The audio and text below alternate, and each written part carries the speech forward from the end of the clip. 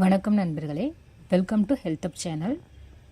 இன்றைக்கி நம்ம முட்டைக்கோஸ் பொரியல் பற்றி பார்க்க போகிறோம். வாங்க வீடியோக்குள்ளே போகலாம்.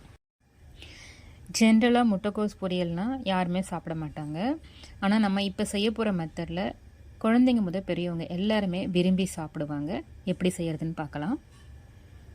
முட்டைக்கோஸ் பொரியல் செய்கிறதுக்கு 1/4 கிலோ முட்டைக்கோஸ், ஒரு சின்ன கேரட், அப்புறம் 5 பீன்ஸு எல்லாத்தையும் பொடியாக கட் பண்ணி வாஷ் பண்ணி எடுத்து வச்சுருக்கோம். இது அப்படியே இருக்கட்டும். இப்போ நம்ம பொரியல் ரெடி பண்ண ஆரம்பிச்சிடலாம். கேஸ் ஸ்டவ் பற்ற வச்சுட்டு ஒரு பேன் போட்டுடலாம். பேன் ஹீட்டான உடனே 2 டீஸ்பூன் ஆயில் அப்ளை பண்ணிடலாம்.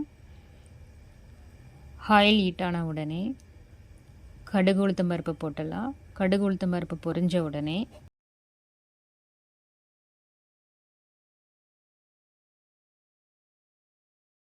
ஒரு வெங்காயத்தை கட் பண்ணி வச்சுருக்கோம், அதை ஆட் பண்ணிடலாம்.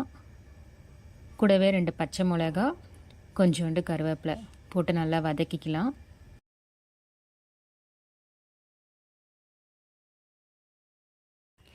வெங்காயம் வதங்கிட்ட உடனே ஏற்கனவே வாஷ் பண்ணி எடுத்து வச்சுருக்கிற முட்டைக்கோஸ், கேரட், பீன்ஸ் 3த்தையும் ஆட் பண்ணிடலாம். ஆட் பண்ணிவிட்டு நல்லா கலந்து விட்டுக்கலாம்.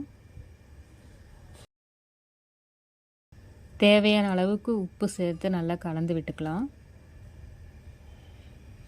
நல்லா கலந்து விட்டுக்கிட்டு லைட்டாக தண்ணி மட்டும் தெளித்து விடலாம். ஏன்னா முட்டைக்கோஸ் நீர்க்காய் தான். ஸோ இதிலிருந்து வர தண்ணியே நமக்கு போதுமானதாக இருக்கும். இந்த காய் வேகிறதுக்கு நம்ம லைட்டாக தெளிக்கிற தண்ணியும் உப்புலேருந்து வர தண்ணியும் போதுமானதாக இருக்கும்.